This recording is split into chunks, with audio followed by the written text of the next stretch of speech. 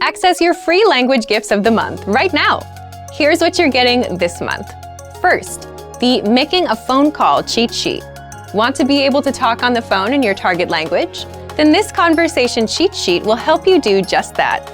You'll learn all the basic phrases, questions, and answers you'll need when making a call.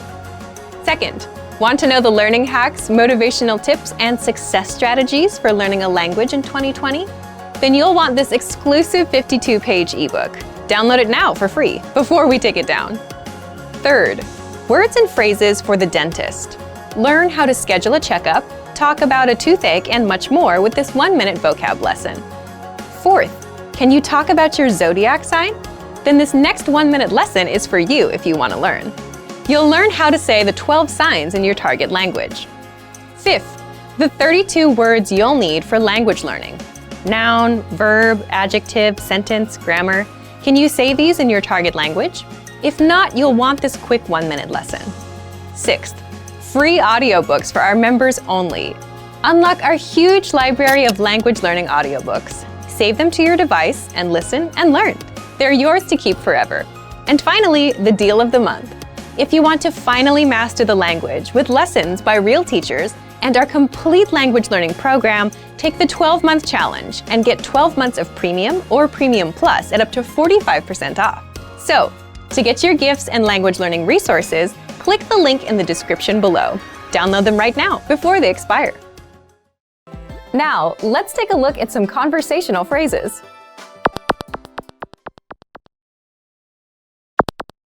Listen to the dialogue. Mi a foglalkozásod? Festőművész vagyok.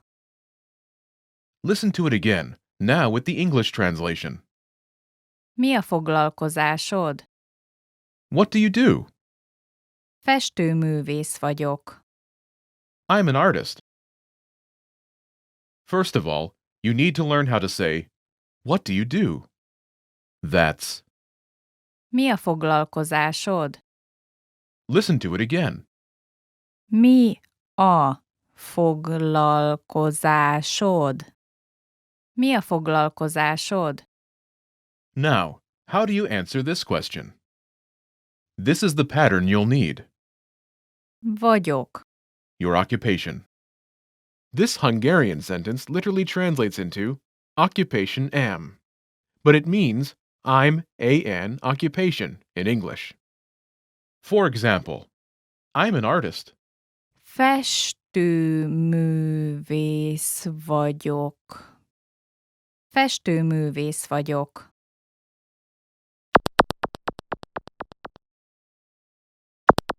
Here are a few more professions you can use with the same pattern. Police officer, Rendőr. Rendőr. teacher, Tanár.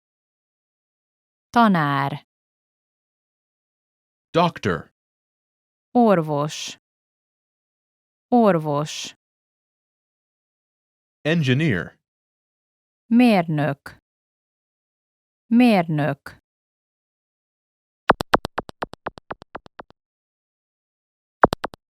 Now, listen to some examples.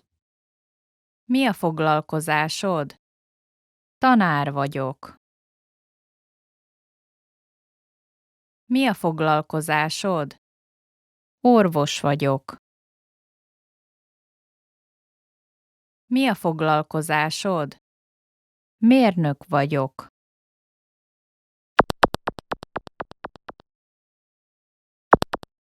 Okay, now it's your turn. Do you remember how to say, what do you do?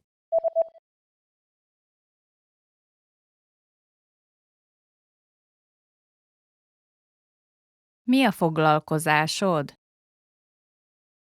Imagine you're a doctor. Do you remember how to say, doctor?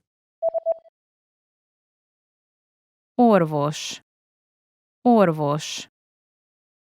Say, I'm a doctor.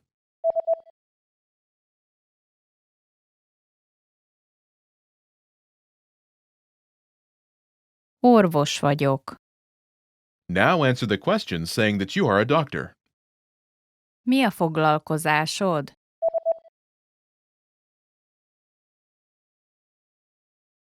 Orvos vagyok. Now, imagine you're a teacher. Do you remember how to say teacher? Tanár. Tanár. Say, I'm a teacher.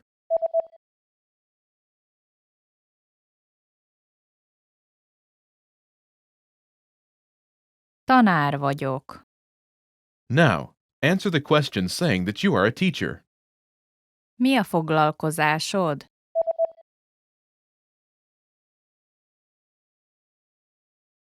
Tanár vagyok.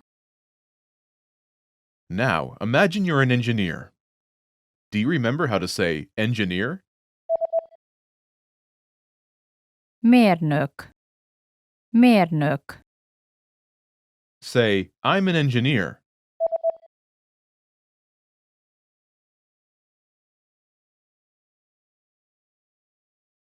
Mérnök vagyok. Now, answer the question saying that you are an engineer. Mi a foglalkozásod?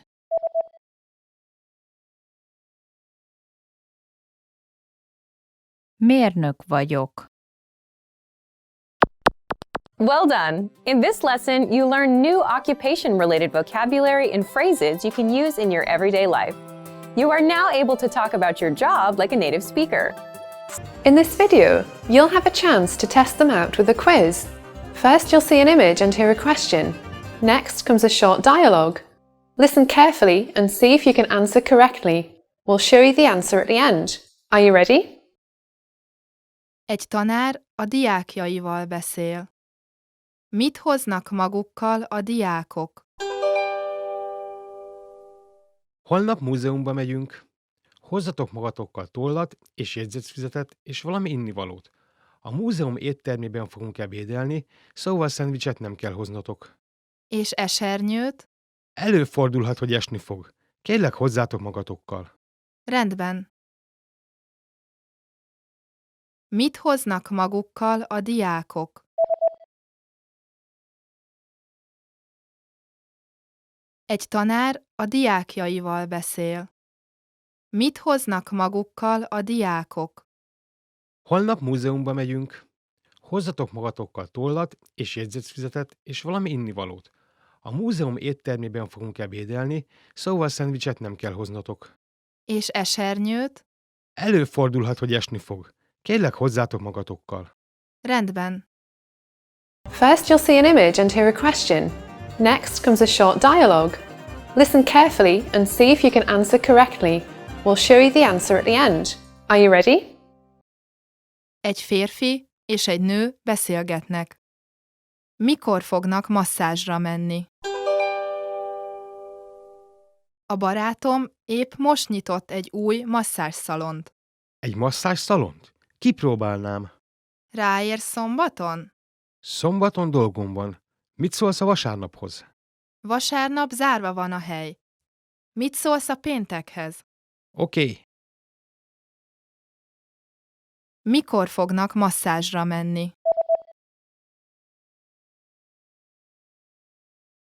Egy férfi és egy nő beszélgetnek. Mikor fognak masszázsra menni? A barátom épp most nyitott egy új masszázsszalont. Egy masszázsszalont? Kipróbálnám. Ráérsz szombaton? Szombaton dolgom van. Mit szólsz a vasárnaphoz? Vasárnap zárva van a hely. Mit szólsz a péntekhez? Oké. Suddenly you get bad abdominal pain and decide to buy some medicine. What are the instructions regarding the recommended dosage on the label?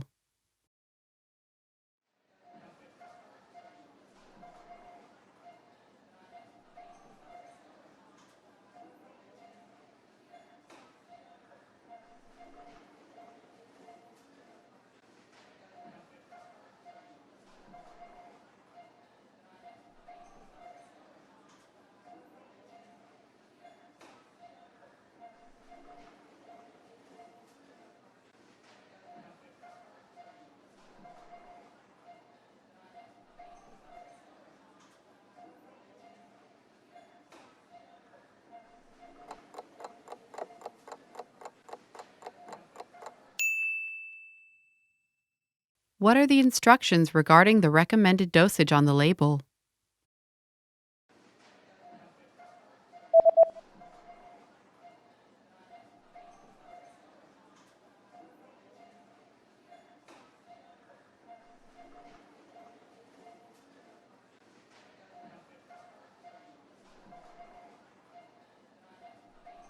The label says that daily dosage 2 pills per day after eating. Napi adag. 2 tabletta naponta étkezés után.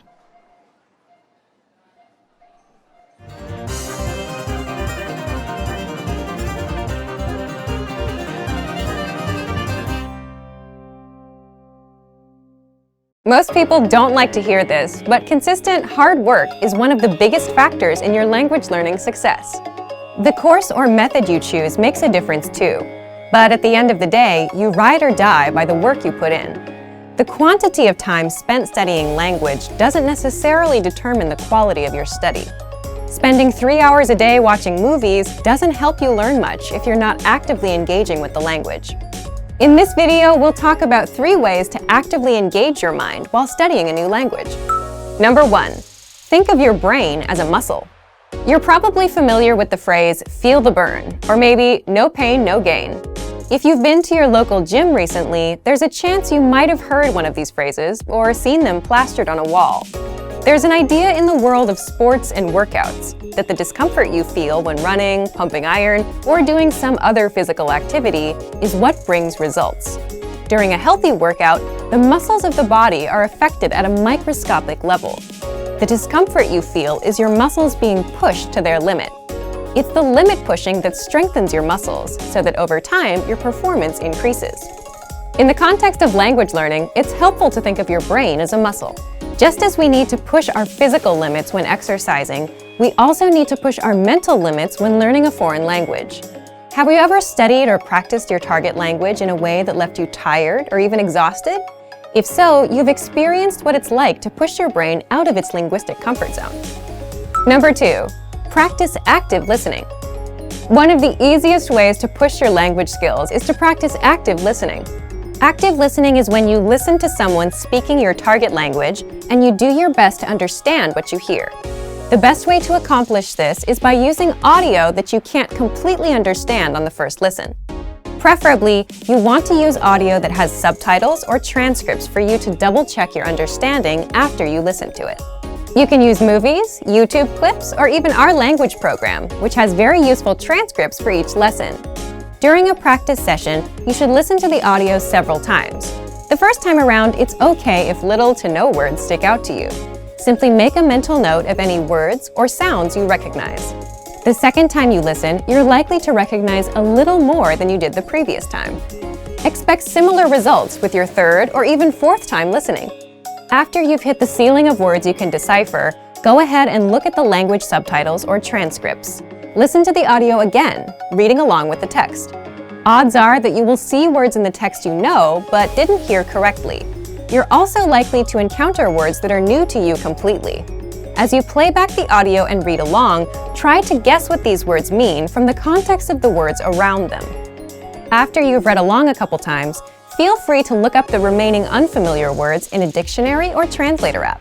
This active listening exercise routine is a great way to increase your listening and comprehension skills while picking up some new vocabulary along the way. It also allows you to learn new words in context, which itself is a powerful method to help you retain what you study. Number 3, practicing with native speakers. Practicing with native speakers is the epitome of pushing your language skills. Using what you know to communicate in real time is where the rubber really meets the road. Try to connect with a native speaker on a weekly basis. Regularity is what makes the difference when you're learning a foreign language. If you live in a large metropolitan area, then there's a significant chance that there are some local native speakers nearby. Try hitting up a local language exchange or meetup group to make the necessary connections. If you're unable to find a practice partner locally, then you can take your search online. There are a number of sites out there that help you find and connect with other language learners from around the world. There are tons of language learners around the world who have learned or are learning a second language. You're likely to find someone who knows your target language and is looking to improve their own language skills as well. Learning a new language isn't always easy. but it's the discomfort that comes with pushing your ability in the language that produces results in your studies. Don't be afraid to step outside of your comfort zone. The further away you get from your native language, the closer you'll be to attaining fluency. Also remember that language learning is in every way a lot like an adventure. There will be fun times and times when it feels like you're swimming up the proverbial stream. It's by keeping your head up long enough through these ups and downs that you will experience the priceless satisfaction that comes from learning a foreign language. Just keep moving forward. Let's be honest, it's difficult to learn a new language. If you're new to a language, it's going to take consistent and concentrated effort to start using the language fluently. However, this fact shouldn't discourage you. While learning a new language is hard, it's far from impossible. In this video, we'll outline 5 tips you can use to jumpstart your language learning. Follow these pointers to learn your target language in a way that is efficient and effective. Number 1. Limit your native language use when practicing. The idea here is that when you practice with native speakers, you do your best to refrain from using your native language. This is generally harder the less you know, but if you can manage to stick to this rule, you'll reap some huge rewards. If you commit to a no native language practice session, it's not going to be easy. Most likely, there will be some frustrating, if not painstakingly difficult moments where you either have trouble understanding the person you're talking to or you can't say what you want to say. It's precisely in these moments that your language learning muscles are built up to capacity. The process really isn't all that different from working out in the gym. Just replace the physical burn of lifting weights for the mental burn of thinking in a new language. In the end, if there's no pain, there's no gain. Obviously, this no native language rule doesn't have to be written in stone. There are times when it's more beneficial to break out of the target language box and have something explained to you in your native language. However, this should definitely be the exception rather than the standard. Number 2. Have set times to practice speaking throughout the week. Now that we've discussed a good way to practice speaking, let's delve a bit into when to speak. One of the best commitments you can keep while learning a new language is to set aside specific times to practice speaking the language on a weekly basis. Ideally, these speaking sessions are on set days at specific times and form part of your weekly routine. If you don't make it a point to set aside specific practice times, you run the risk of your language practice falling through the cracks of your busy schedule. I recommend writing down your practice times and hanging it somewhere you can always see it. You could also input the times into your phone and set an alarm. The point is to remind yourself of your commitment every day so that it doesn't fall by the wayside. Number 3, get picky about vocabulary. Whether you practice with a podcast, a friend at a coffee shop, or a teacher, you're going to run into a flood of new and unfamiliar vocabulary.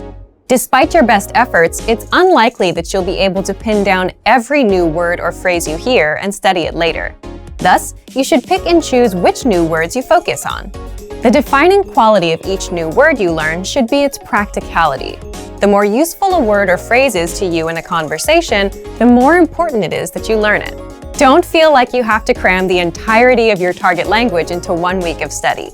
Take it one step at a time. A few practical words here, some more there. Before you know it, you'll see your vocabulary improve. Number 4, write and practice short monologues. This tip can be a lot of fun. Begin by selecting a topic you enjoy discussing. Then, simply write out a short monologue or speech on the subject in your target language. The first thing you'll notice while doing this will likely be the holes in your grammar and vocabulary. But when you try to write out your thoughts in a foreign language, you might inevitably hit roadblocks. You might not be able to think of a word or know how to formulate a specific idea or opinion yet. This can be great because these holes are the exact areas where you should focus your studies. You can bring up these problem areas in your next lesson or browse through your favorite language course or textbook in order to find the answer. The constant process of finding these language holes and filling them is what keeps you moving along the path to fluency. Once you finish your short text, it's a great idea to practice reciting it or even memorizing it. The memorization will help you internalize the new grammar and vocabulary you've learned. Reciting it will get your tongue and mouth used to the sounds. Number 5, keep an up-to-date list on what you want to learn. Throughout your studies, you should always have a sort of language shopping list. As you practice and study, you will most likely come across things you'd like to be able to say, but don't know how to yet, especially if you follow our previous tip. Write this wish list down. It's one thing to learn the vocabulary you pick up via a course or podcast, both of which are great. It's a bit different when your vocabulary gets personal.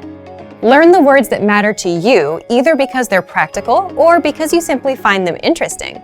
The more relevant the vocabulary, the more likely you are to retain it. Some people might tell you it's impossible to learn a new language for whatever reason, but it's important to remember that the way you study and engage with a language greatly affects how quickly or effectively you learn it. Being able to speak freely with native speakers is an amazing ability in itself, but being able to speak freely to a whole new group of people opens you up to possible new relationships. Most people don't realize that spending the time to build relationships in a foreign language can actually help you improve your language skills dramatically. In this video, we look at how making relationships in a foreign language can help you learn the language faster. The benefits of having friends and partners who speak a foreign language. First, it's motivational. One of the greatest struggles for anyone learning a second language is motivation. 9 times out of 10, learners start out their language learning journey with loads of enthusiasm, only to see it gradually wane over time. Try as they may, it's difficult to maintain the spark they once shared with their new language. So why not borrow energy from a different part of your life?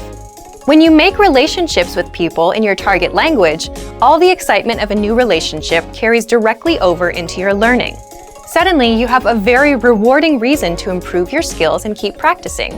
As your partner or your friends get involved, you will also have the advantage of a constant source of support and encouragement. Second, it makes language learning practical. Studying vocabulary and grammar is a vital part of language learning, whether you use a podcast, textbook, app, or find yourself in a classroom. However, as great as studying is, a language really only starts to come alive once you start using it in everyday life. There's a huge difference between a scripted conversation in a lesson plan and a real-life conversation with a native speaker. Building relationships with native speakers will give you the chance to talk in your target language often. Furthermore, it will be in a way that feels natural. You'll learn the words in the context, which is hugely important. Third, it's fun. One of the greatest benefits is that it allows you to practice without having it feel like practice. Oftentimes, you'll find yourself so wrapped up in the conversation that you forget you're using a foreign language. This takes a lot of the pressure off and helps you focus on communication over trying to speak absolutely perfectly. You also get to learn about a whole new culture from your partner or friends, so you're not only learning language skills, but also about the cultures that surround your target language. The risks of having friends and partners who speak a foreign language. First, it's easy to miscommunicate. When it comes to relationships, humans can easily misunderstand each other. So it can be hard when building relationships in your target language when you or your partner's lack of ability in each other's respective native tongue can lead to miscommunications that would otherwise be avoidable. Depending on the language you're speaking, a simple mistranslation or mispronounced word can drastically change the meaning of a sentence. As long as you can afford each other some extra patience and the benefit of the doubt, then you should be able to overcome this pitfall. Second, your language skills could suffer if your relationships don't work out. If all your language practice is wrapped up in one person and your relationship with that person doesn't work out, then your language learning could take a big hit. So it's best not to put all your hopes for language growth on one area, relationship or otherwise. You don't want to risk losing motivation, so try to find it in many different areas. An idea for building relationships in a foreign language. Make games out of getting to know one another. Sometimes, opening up in any new friendship or partnership can be hard. Add in the added struggle of a new language, and it can feel impossible to share your true feelings with others. So instead of trying to take first interactions so seriously and talking about the usual things like the weather or work, try to ask new, interesting questions. Try to figure out what the other person's hobbies are without asking directly, or what kind of job they have. This will give you a chance to stretch your language skills in a new way, and you'll probably get some funny answers out of it too. Being comfortable being silly or making language mistakes is a great way to bond with someone, even if you've just met. Relationships in a foreign language have a lot more benefits to offer than drawbacks. Don't be scared to open up to people and make mistakes. Hey everyone, welcome to the Monthly Review, the monthly show on language learning. How to finally learn language in 2020, your New Year's resolution solution. Today, you're going to learn 1. 3 reasons most goals fail, 2. The 3 rules for successful goal setting, and 3. We're going to set you up with your first language goal for 2020. So, if you've failed with your goals or New Year's resolutions before, then this lesson is for you. You'll be able to finally learn your target language, make measurable progress, and reach every goal you set. But first, listen up. Here are this month's new lessons and resources. First, the Making a Phone Call cheat sheet. Want to be able to talk on the phone in your target language? Then this conversation cheat sheet will help you do just that. You'll learn all the basic phrases, questions, and answers you'll need when making a phone call. Second, want to know the learning hacks, motivational tips, and success strategies for learning a language in 2020? Then you'll want this exclusive 52-page ebook. Download it now for free before we take it down. Third, words and phrases for the dentist. Learn how to schedule a checkup, talk about a toothache, and much more with this 1-minute vocab lesson. Fourth, can you talk about your zodiac sign? If not, then this next 1-minute lesson is for you. You'll learn how to say the 12 signs in your target language. Fifth, the 32 words you need for language learning.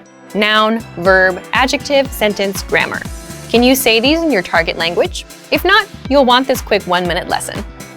To get your free resources, click the link in the description below right now. They're yours to keep forever. Okay, let's jump into today's topic.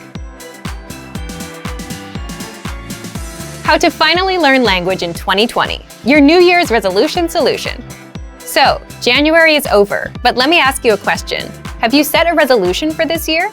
If you haven't, it's understandable.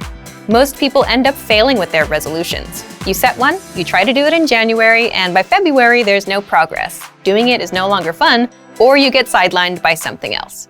So you quit and put it off until next year, or whenever the guilt of quitting your goals comes back to haunt you. So, what's the problem with setting resolutions? Why do we keep failing? First of all, regardless of what most people say about New Year's resolutions, setting goals, whether on January 1st or any other time of the year, is a good thing. You have to know where you're going and what you want to achieve. Otherwise, you'll be floating around aimlessly from one language app to another and have nothing to show for your time spent. But the problem lies with the goals that people set. For example, most people set goals like, I want to master Chinese, or I want to lose weight, or I want to be fluent in Japanese. And based on these kinds of goals, here are 3 reasons why 90% of New Year's resolutions fail. First, resolutions fail because they are not specific and not measurable. Take a goal like, I want to master Chinese this year. The problem is that's a very vague goal. What do you mean by master? Do you want to speak about the economy, or do you just want to have everyday conversations? And can you really measure how much progress you need to master the language? The second reason is they are unrealistic. You might think, but isn't it good to set huge goals and aim for the stars? It's not bad, but if you say, I want to be fluent by September, is that realistic for you? Are you ready to commit yourself to nothing but language learning, 6 to 8 hours a day nonstop? The answer is no for most people. The third one is there's no action plan. The problem is you'll still fail even with a specific and realistic goal if you don't know when and how you're going to do it. For example, when will you study? How long will you study every day? And how will you study? So now you know why most people fail with their New Year's resolutions. Then how do we set New Year's resolutions and actually succeed? Here are the 3 rules for successful goal setting. Remember, your goals must be 1. Specific and measurable, 2. Realistic, and 3. They must have an action plan. Yes, the complete opposite of everything you heard earlier. For example, let's say you're learning Italian this year. Instead of saying, my goal is to learn Italian this year, set a specific, measurable, realistic goal for the month, like speak 3 minutes of conversation by February 28th.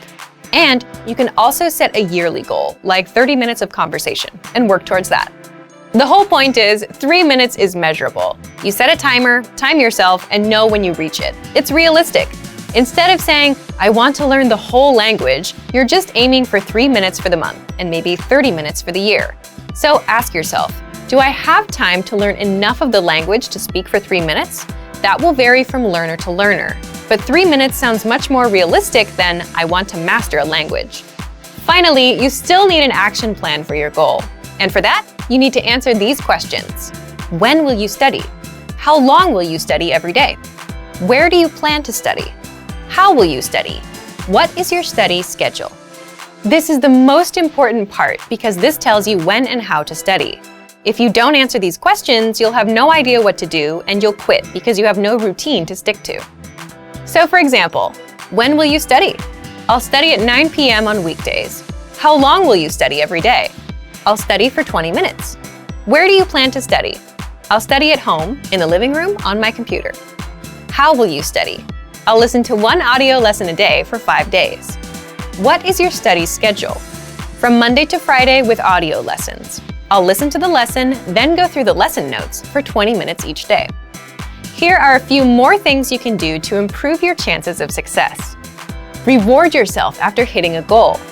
Studies have shown that giving yourself a reward after reaching a goal is crucial to creating lasting habits and continuing to conquer more goals. Write down your small, measurable goal and put it somewhere you'll see it often. Now that you know why New Year's resolutions fail and you know what to do differently, it's time to set your goal. So thank you for watching this episode of Monthly Review. See you next time. Bye! Great work! Here's a reward. Speed up your language learning with our PDF lessons. Get all of our best PDF cheat sheets and ebooks for free. Just click the link in the description.